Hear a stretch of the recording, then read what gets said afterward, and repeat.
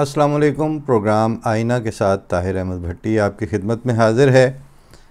दम बदम बढ़ रही है ये कैसी सदा, शहर वालों सुनो। खाक उड़ाती न थी इस कदर तो हवा, इसको क्या हो गया। देखो आवाज़ देता है एक सानिया, शहर वालों सुनो। मैं गुजारिश तो करता ही रहता हूँ वक्तन फ़वक्तन, और रूटीन से ये चीज़ ज़रा हट के भी होती है कि जिस चीज़ को आप एक्सपेक्ट नहीं कर रहे होते कि भाई वो जो जगह जगह कही जा रही है बात, उसी में कोई नोक पलक संवार के वही पेश कर दें तो उससे बात नहीं बनती।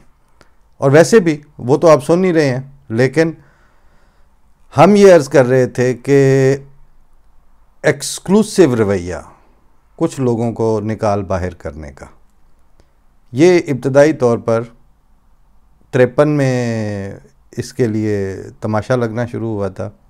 74 में वो मुतालबा मान लिया गया था और उसको कौमी और नेशनल पॉलिसी का स्टेटस दे दिया गया, एक्सक्लूसिव का। क्योंकि ये तो किसी वक्त बैठें और कोई आगे से भी सुनने वाले हों तो ये तो बिल्कुल क्लियर सी बात है कि इस्लाम क्या होता है। ये तो 53 में ही जजों ने कह दिया था कि आप हमें मुसलमान की तारीफ़ कर दें तो जो उस पर नहीं पूरे उतरेंगे हम उनको नॉन मुस्लिम डिक्लेयर भी कर देंगे। तो जब आप लोग मुसलमान की एक तारीफ़ पे ही मुत्तफ़िक नहीं हैं तो हम इनको क्यों गैर मुस्लिम कैसे करार दें। क्योंकि अभी एक तो जो आज़ादी के चक्कर में जो उस वक्त कौमी तौर पर और मुआशरती तौर पर ज़ख्म लगे थे वो भी बिल्कुल ताज़ा थे। दूसरा, उस कुर्बानी में से गुज़र के आने वाली नस्ल ही के हाथ में इंतज़ाम व इंसराम था। अभी जुल्फ़ी से जुल्फ़कार अली भुट्टो बनने वाले अपॉर्चुनिस्ट जो हैं उनके हाथ में ज़माम इक़्तिदार नहीं आई थी, और फिर जुल्फ़कार अली भुट्टो से मामलात के जुल्फ़ी बुखारी बनने तक तो ज़ाहिर है कि डाउन हिल जो है वो लंबा सफ़र है, और वो सारा मेरी आपकी जनरेशन्स ने तकरीबन देखा हुआ है। लेकिन वो एक्सक्लूड करना, बाहर निकालना, वो सस्ता सा और सौखा सा सौदा समझकर वो अहमदियों पे किया गया था। उसके बाद आपने देखा कि उस तरह से एक्सक्लूसिव थ्रेट्स की बात तो होती रहती है जी, हज़ारा कम्युनिटी तो आगा खानी तो फ़लाने तो इस्माइली और शिया अगला स्टेप है वो उनको देंगे काफिर करार। लेकिन हुआ तो किसी एक के साथ भी नहीं है और होगा भी नहीं। उसकी वजह यह है कि अब मुझे यहाँ पे पहले वो बात अर्ज़ कर लूँ कि दिल्ली में जो एक जलसा था जिसमें पथराव और हाहाकार मौलवी नज़ीर हुसैन देलवी और उसके पैरोकारों ने मचाई हुई थी बानिया जमात अहमदिया के लिए। लेकिन चूँकि दौर वो था जहाँ पे अंग्रेज़ हुकूमत थी और अंग्रेज़ दौर में उसकी पुलिस और उसकी इंतज़ामिया अपना रोल प्ले करती थी, और उसके लिए ये है कि जब जलसे का हक़ है तो वो सबको है, और जिस जिसका हो रहा होगा उसको सिक्योरिटी प्रोवाइड करनी ही करनी है उन्होंने, और वो बिला इम्तियाज़ है। और उसके सिक्योरिटी देने या ना दे हटाने में कोई सियासी झुकाव और मजहबी पसंद नापसंद का कोई दखल नहीं होता था। इस सिनारियो में बहरहाल वो हुआ। तो उसके बाद अब ये अगर मुझसे यहीं पे आप हवाला मांगना शुरू हो जाएंगे तो वो तो मैं पेश नहीं कर सकूँगा, लेकिन मैंने वाक़या पढ़ा हुआ है, और जो जमात की तारीख़, जमात अहमदिया की तारीख़ के ऊपर इस तरह की हवाला जाती नज़र रखने वाले प्रोफेशनल बुज़ुर्ग हैं वो बहरहाल पेश कर देंगे। लेकिन ये एज़ सच ये वाक़या मुतअद्दिद सोर्सेस से मैंने इसको देखा और पढ़ा हुआ है। तो वो बानिया जमात अहमदिया उसमें से जब वो पथराव शथराव हो रहा था तो वो उनको गाड़ी में जो बंद थी उसमें जब ले गए और या निकाल लिया गया मकाम जलसा गाह से, तो बाद में कुछ लोगों के साथ हज़रत हकीम नूरुद्दीन रज़ियल्लाहु तआला अन्हु जो बाद में जमात अहमदिया के पहले खलीफा बने, ये पैदल चलते हुए जा रहे थे। तो आगे से कुछ जानने वालों ने कहा कि इधर से ना जाएं, रास्ता बदलने आगे वो हजूम है, पथराव हो रहा है, पत्थर पड़ रहे हैं। तो हज़रत खलीफा अव्वल का यानी हकीम नूरुद्दीन रज़ी अल्लाह तआला अन्हु का जो जुमला है वो तसव्वुफ़, तवक्कुल और इरफ़ान में बैक वक्त डूबा हुआ और उसकी बेहतरीन तशरीह करता हुआ जुमला हुज़ूर ने बोला। फरमाते हैं कि वो जब किसी ने कहा ना कि पत्थर पड़ रहे हैं तो कहते हैं वो गया जिसको पत्थर पड़ रहे थे, हमें कौन पत्थर मारता है। यानी हज़रत मसीह मऊद अलैहिस्सलाम बानी जमात अहमदिया मिर्ज़ा ग़ुलाम अहमद कादियानी वो क्वालिफ़ाई करते हैं कि मुखालफीन और गलियों के लौंडे उन पे पत्थर बरसाएं, क्योंकि उनका दावा ऐसा है कि उसमें पथराव करने की तारीख़ बहुत पीछे तक जाती है इंसानी हिस्ट्री में। और गैर नबी और हम जो हैं, हम कहाँ क्वालिफ़ाई करते हैं कि हमें कोई पत्थर मारे, वो उसी तरह चलते हुए उधर से ही गुजरे। लेकिन वो जो मेन बात थी वो उनका उतना सा जुमला कि वो गया जिसको पत्थर मारते थे, हमें कौन मारता है। बिल्कुल उसी तरह से वो जिनको काफिर करार दिया जाना था वो दिया जा चुका है। शियों और आगा खानियों, इस्माइलियों और बोरिया और इनको, और बल्कि वैसे तो मुंह से बकबक करते रहते हैं कि वो फलाना भी काफिर तो फलाना भी काफिर, बल्कि किसी एक के नज़दीक कोई दूसरा जो है वो मुसलमान नहीं बचा। लेकिन वो जो एक ऑर्गेनाइज्ड, एस्टेब्लिश्ड और अनकम्प्रोमाइज्ड किस्म की फैसला साजी थी, वो गए जिन पे होनी थी और किसी पे नहीं होगी। ये जब मैंने ये कहा था ना कि और किसी को नहीं करार दिया जाएगा, वो इसीलिए कहा था उसकी माजी से जो सबक और कुव्वत पाते हुए कि जिनके साथ इस तरह होना होता है वो और स्टफ़ होते हैं, वो और वजूद होते हैं, और उनके साथ ये करार दिए जाने वाली जो खिलवाड़ हैं उसके पीछे भी अल्लाह ताला के ग्रेटर मंशा होते हैं। और अगर उनके दावे और उनकी बुनियाद में कालू रब्बुन अल्लाह वाला इद्दिआ शामिल ना हो तो फिर ये सारा कुछ भी नहीं होता। बाकी तो सियासी तौर पर धड़ेबंदियाँ हैं, बरादरियाँ हैं, जो मर्जी उसके नाम रखते फिरें, लेकिन ऐसा नहीं कुछ होने वाला। मगर तमहीद में ही हम दूर चले गए। मगर मैं ये अर्ज़ करना ये चाह रहा था कि हम पहले जो अर्ज़ करते थे कि अब ये किसी काबिल नहीं बचे, और वो ज़मीन जो अब मज़ीद तड़क के गिरने वाली है, उसके ऊपर बैठ के अभी तक ये शतरंज खेल रहे हैं और तालियां पीट रहे हैं उनके पैरोकार और तमाशाई। इस दौरानिए में एक दोस्त ने, जिनके बारे में वही मुझे कंफर्म पता है, मैं ज़ाती तौर पर पिछले 20-30 साल से जानता हूँ, दानिश्वर हैं, पढ़े लिखे हैं और चीज़ों पर नज़र भी रख रहे हैं, और शेर भी इस तरह का कह जाते हैं कि वो बाज़ दफ़ा आप उसमें से जो मर्ज़ी ड्राइव करें उसमें इम्कानात मौजूद होते हैं उनके मिसरे के अंदर। लेकिन अब जाहिर है उनके इर्द गिर्द सारा कुछ हो रहा है तो वो सोचेंगे तो फिर एक्सप्रेस करेंगे।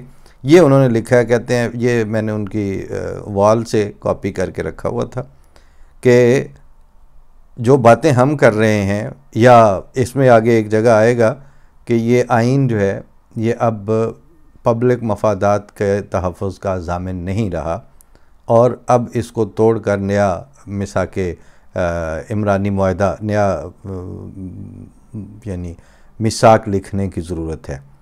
तो ये जब हमारी तरफ से कहीं कहा जाता है कि इस आइन ने जब इंसानी हुकूक में खिलवाड़ करने की तरह डाली और फिर उस पर आगे बढ़ता ही चला गया, तो अब ये आइन टूटे या ये मुल्क टूटे, और या दोनों में से एक ही बचेगा अगर इस तरह चलेंगे तो वो तो आप कहते थे कि ये तो जी कादियानियों ने कहते हैं, ये मतलब वो हलक से नहीं उतरती थी ना। अब ये आपके लोग ये बात करनी शुरू हो गए हैं और वाज़े तौर पर। और ख़ैर पिछले दिनों में आइन की तशरीह और आइन के पामाली, आइन की तशरीह और आइन के साथ खिलवाड़, उसके साथ जो तमाशबीनी हुई है, वो एक आखिरी इदारा जिसके सरबराहों को और जिसके मेंबरान को और जजेज़ को माई लॉर्ड करके बात की जाती है, उन माई लॉर्डशिप्स के साथ जो हाल हुआ है इस वक्त आप देख रहे हैं आप सोशल मीडिया पे। और फिर मरे पे 100 दुर्रे, वो आखिर पे चीफ़ जस्टिस साहब को जो शौक़ चढ़ा था कि मैं जजों की पोस्टिंग उसी तरह कर लूँ जिस तरह बाकी काम हो रहे हैं, और उसका फिर जुडिशल कमीशन की मीटिंग में उनके सारी नामजदगियों के ऊपर बाकी जजेस का या बाकी मेंबरान का मुस्तरद करना, वो अब इदारा जाती सतह पर भी और विद इन इदारा भी, एक नहीं सब इदारों के अंदर की दरारों की बड़ी वाज़ेह शक्लें सामने आ रही हैं। इस तरह की कोई और कहीं किसी और मुल्क में सुप्रीम अदलिया इस तरह बटी हुई हो, फ़ौज के अंदर इस तरह के रुझानात हों और उसके बाज़ अफसरान एक साइड पे खड़े हों और दूसरी तरफ की बात कर रहे हों, और कोई 40-50 साल तक मुसलसल अवामी मफादात के साथ खेलने के बाद अचानक उनको ये ख्याल आ जाए कि जी अब हम गैर जानबदार हो गए हैं। वो तब हुए हैं जब हम सूए दार चले, तब आए हमें अपनाने लोग। अब उसका गैर जानबदारी जो है वो कोई मुस्बत मुआशरती इस्तेहकाम के बच्चे देने के काबिल नहीं रहा। अब तो सारी मुख्तलिफ कोशिशें कर रहे हैं ना। बहरहाल मैं उनकी तफसीलात पहले पढ़ दूँ, चूँकि ये तो मेरी बातें थीं। जब मेरी बातें कहीं और से उनकी बाज़गश्त आनी शुरू हुई है तो मैंने सोचा कि मैं अर्ज़ कर दूँ। कहते हैं बहुत सारी चीज़ें वाज़ेह हो गई हैं, न्यूट्रल एस्टेब्लिशमेंट नाम की कोई चीज़ नहीं होती। ये उन्होंने बुलेट शॉट्स में पॉइंट्स दिए हैं।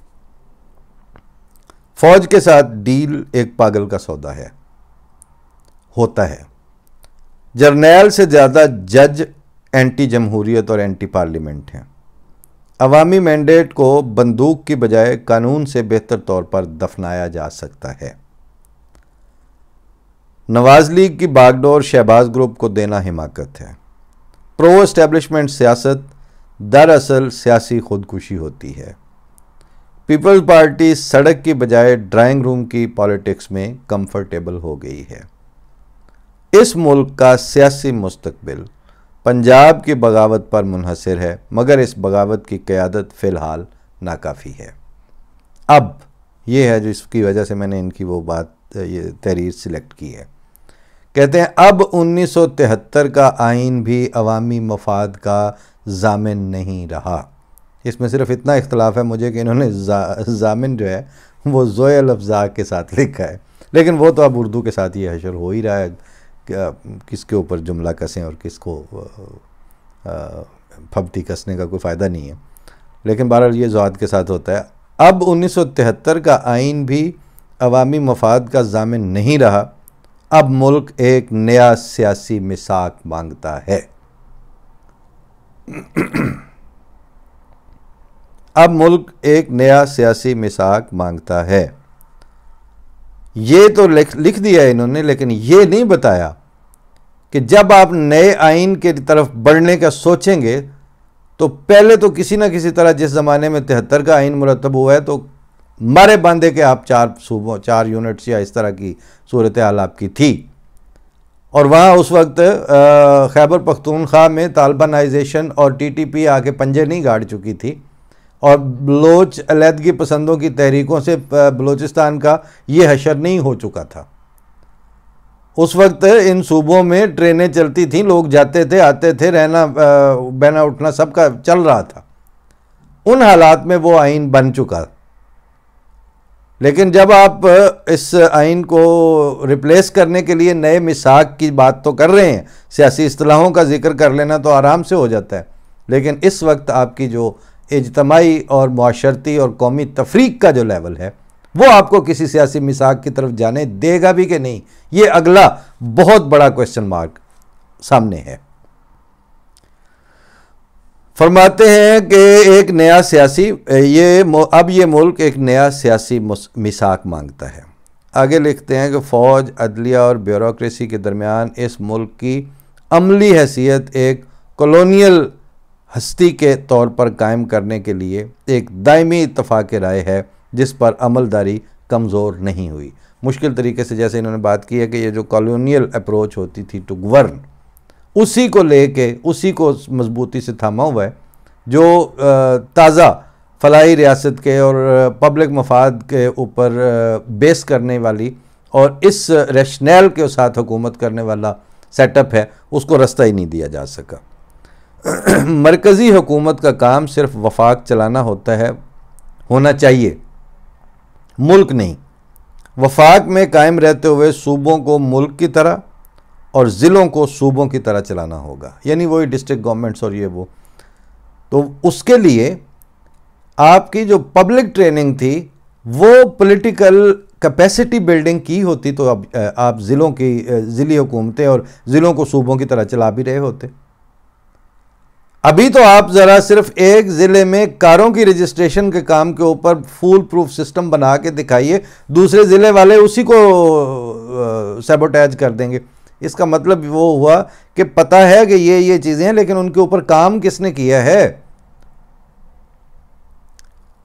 ज़िलों को सूबों की तरह चलाना होगा, इख्तियारात और वसाइल के साथ। अमली सूबाई मुख्तारी के बगैर ये मुल्क फ़ौज, अदलिया और ब्यूरोक्रेसी की तो कौन ही चलाएगी, अवामी नुमाइंदे कभी नहीं इसको चलाएंगे। मौजूदा शक्ल में मुल्क अवाम के लिए नहीं बल्कि अशराफिया के लिए है। अब इसमें झूठ क्या है? मौजूदा शक्ल में मुल्क अवाम के लिए नहीं बल्कि अशराफिया के लिए है। इसकी सियासी हैसियत मौजूदा फेडरेशन की गैर फ़ाल हैसियत से कॉन्फेडरेशन में तब्दील न हुई तो ये इसके अवाम के लिए बेकार है। और आगे जाके फिर यानी ताबूत में आखिरी कील ठोंक दिया कि डी न्यूक्लियराइज हुए बगैर ये फ़ौज अपने आउटडेटेड अवाम दुश्मन मिशन के हाथ यरगमाल रहेगी और इस मुल्क के मुस्तकबिल के फ़ैसलों पर काबिज़ रहेगी। ये इनका यानी इसमें फ़ौज के साथ भी गम गुस्सा है, इसमें ब्यूरोक्रेसी और कॉलोनियल अप्रोच टुवर्ड्स गवर्नेंस है और पब्लिक राइट्स की मुस्तकिल ऑर्गेनाइज्ड वायोलेशन का भी ज़िक्र है। और जाहिर है कि उसमें फिर बंदा तल्ख हो जाता है। उसमें उन कीमती असासों को डिसोन करने की भी बात जाहिर है वो उन्होंने कर दी जो अमलन पाकिस्तान के लिए ज़रूरी थे, तो वो बनाए गए थे।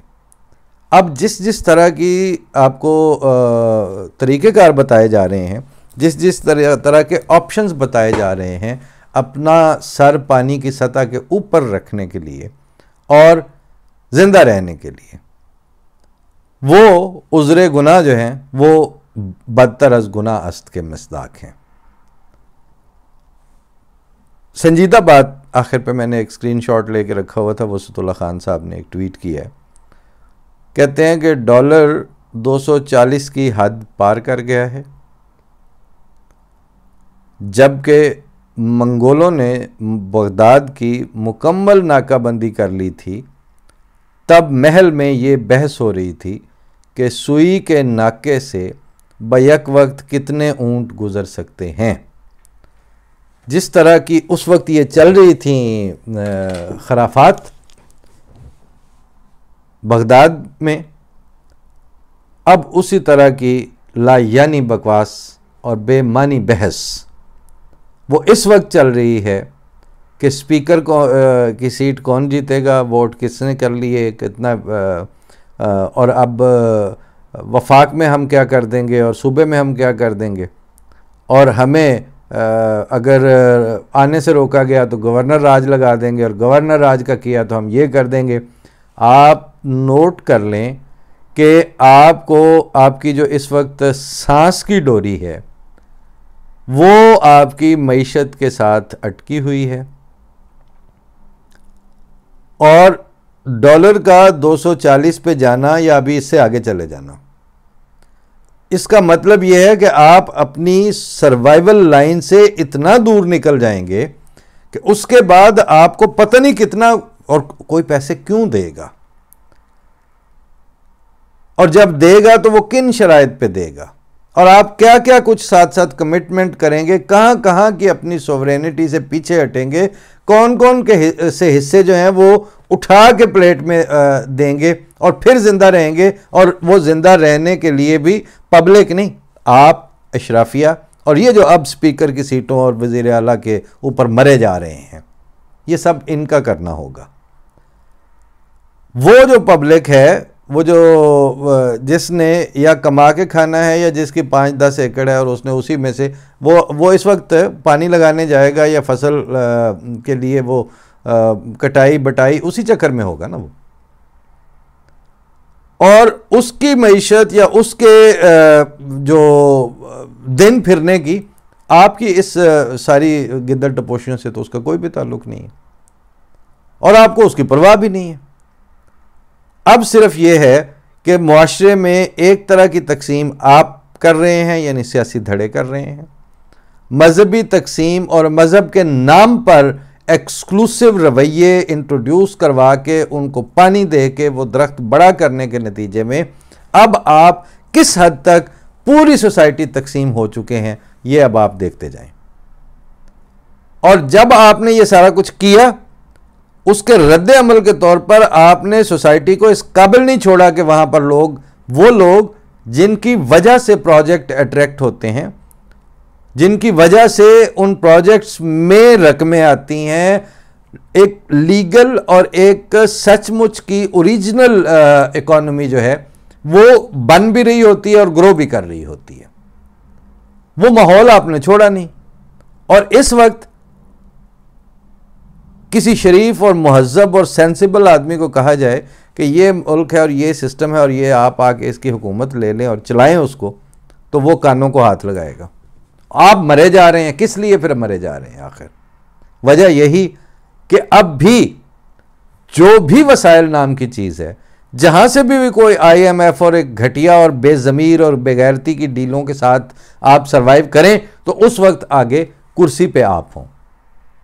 उसमें से फिर आपके बड़े बड़े जो कट हैं और किकबैक्स हैं, वो अब तो जाहिर है वो जो इनका दयानतदार अमीरुल मोमिनीन बनने जा रहा था रियासत मदीना वाला, उसके भी अब उतने ही है कि वो अब सारे कहते हैं कि जी सारे केस इकट्ठे खोलें, किस किस ने बाहर से फंडिंग ली। खुद इन्हिसारी में सारों का मुंह काला हुआ है, सबका।